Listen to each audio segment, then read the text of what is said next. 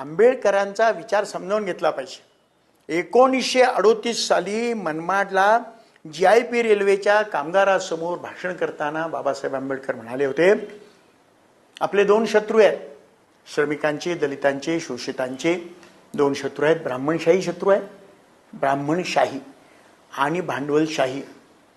भांडवलदार व्यक्ती नव्हे, ब्राह्मण व्यक्ती नव्हे। काही लोक आजकाल लोकप्रिय भाषेमध्ये ब्राह्मणांना शिव्या देतात।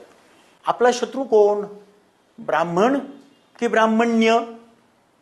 माझा अनुभव असा आहे आणि मी त्याचा सिद्धांत नसं करतो। ब्राह्मण्य म्हणजे इतरांना तुच्छ लेखणं।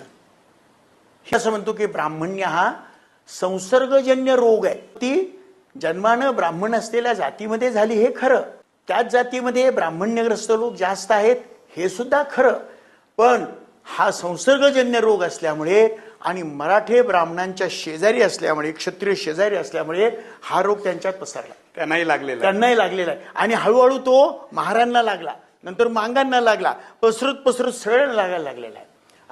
आपला शत्रू ब्राह्मण्य आहे। बाबासाहेब आंबेडकर म्हणाले होते, मी गुलाम राहणार नाही आणि मी कुणाला गुलाम करणार नाही।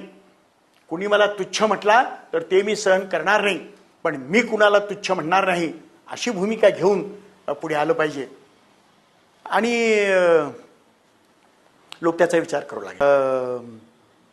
विठ्ठलरामजी शिंदे, फुले, आंबेडकर, शाहू महाराज यांचा विचार मार्क्सचे अनुयायी करू लागलेले आहेत आणि आंबेडकरांचे, फुल्यांचे, शाहूंचे, विठ्ठलरामजी शिंदे यांचे अनुयायी मार्क्सचा विचार करू लागलेले आहेत।